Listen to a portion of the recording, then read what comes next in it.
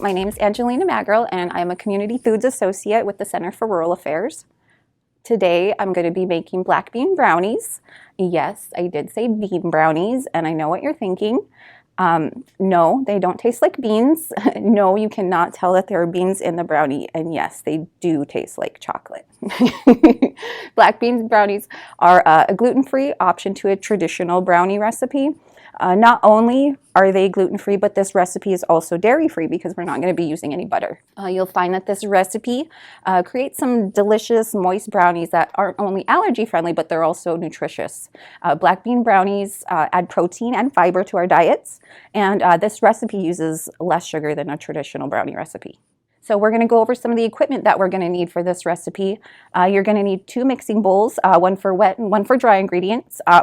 You're going to need a wire whisk, a rubber spatula, your measuring cups and spoons, also parchment paper, and you can use either an 8x8 or a 9x9 pan. You'll have to adjust the time that you're baking, but either one will work. Okay, and you're also going to be needing an immersion blender. I'm using an immersion blender today, but you could also use a regular blender or food processor. Okay, running through our ingredients, our dry ingredients are brown sugar, kosher salt, our unsweetened cocoa powder, and baking soda. And these are all things that most of us have in our kitchen, with the exception to maybe brown sugar. And also, if you are looking for a sugar-free option, they do make a brown sugar substitute called Swerve, measured just like sugar, so you'd use the exact same amount that you would a regular brown sugar. And let's not forget the chocolate chips, the most important ingredient. So for our wet ingredients, we have our vegetable oil, our beans, our vanilla extract, and our coffee. We also have eggs. You're going to preheat your oven to 325 degrees. Let's line our 8x8 baking pan with our vegetable oil, and then we're going to top that with the parchment paper. And the parchment paper is going to make it easier for the brownies to come out of the pan. So it's a very important step, and we need to make sure that we use that parchment paper.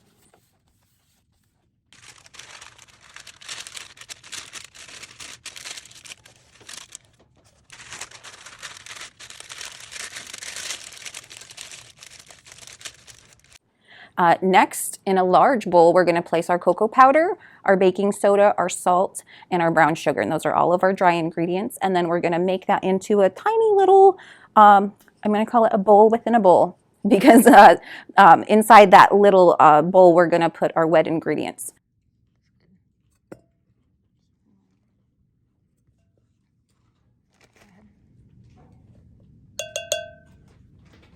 Spoon.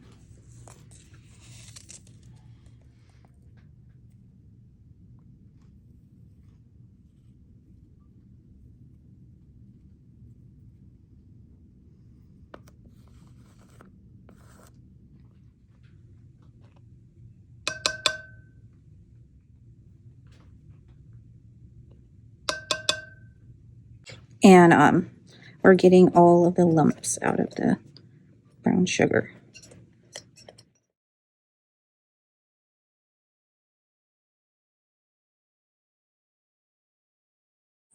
So the well in your dry ingredients, the reason why we have the well for the dry ingredients, it helps the wet mixture to mix evenly into your dry ingredients, because we want that to be uniform, or else it's going to be clumpy. We don't want clumpy brownies, because then you're going to have dry clumps in them and they're not going to be moist and they're not going to have the right texture or consistency. So in our other bowl, we're going to mix our wet ingredients, and that is our drained and rinsed beans, our eggs, our vanilla, and our cooking oil. Oh, and also our coffee. Now it's just a tiny bit of coffee, but it does make a difference. I've tried it without the coffee, and you can kind of taste the beans. So I recommend using the coffee. It can be decaf. It does not have to be caffeinated at all. All we want is that flavor.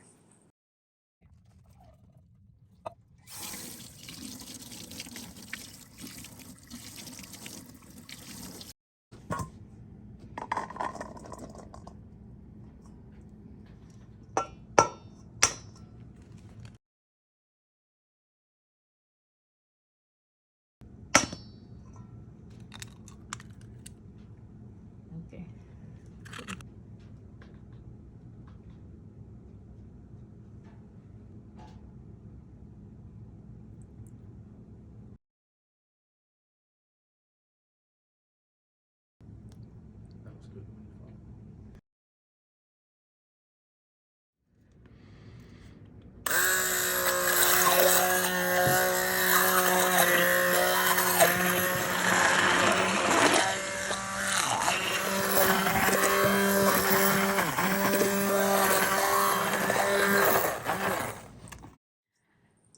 In your bowl of dry ingredients, you're gonna have your little well that you're gonna place your wet ingredients into. You're gonna mix that until it's smooth with your blender. After everything is completely mixed, you're gonna use your rubber scraper and clean that bowl out really good and dump that into your oiled pan.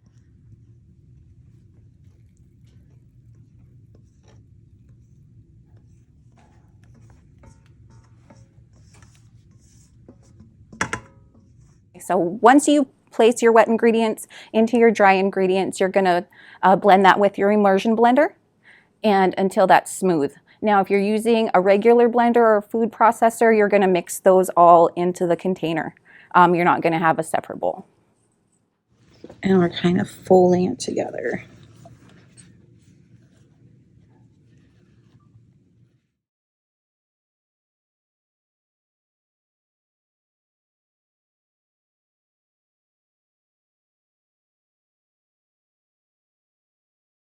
Okay, we're gonna pour our blended mixture into our prepared baking sheet, and we're going to put our chocolate chips on top. Now the recipe says 3 ounces, but I think we're all adults. You can decide how many chocolate chips you want on there, so go nuts. After we add our chocolate chips, we're gonna place our baking sheet into the oven on the top rack in the center towards the back. Okay, once we have those in the oven, we're going to leave them there for about 25 minutes. You can check them when they're done. That middle is going to bounce back when you press it. Or you can also do the toothpick test and, stick it with your toothpick and see if it comes out clean. That's usually the indicator that our baked goods are done. Okay, when our brownies are done, we're going to take them out of the oven and set them on a wire rack in the pan until they're cool to the touch.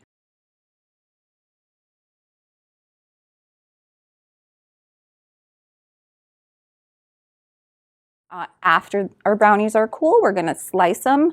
It's going to be easier to slice these brownies with a cold knife. They are very moist, so that's why the recipe asks for you to wait for them to cool, because it's going to be a much simpler process if the brownies are cool. Once our brownies are cool and sliced, we can remove them from the pan. They should come out easily. You can also grab them by the parchment paper and just remove the whole thing from the pan. It should remove pretty easily. This recipe is super simple, like I had mentioned before, but you can change it up as you get comfortable with it. You can change the oil out for maybe a coconut oil to give it a different flavor. You can add cinnamon, you can add coconut, you can add different types of chips into it, walnuts. Really, it's all your own personal taste. So have fun with it. I hope you enjoyed the recipe we shared today, and stay tuned to our YouTube channel for upcoming recipes that we're going to be sharing.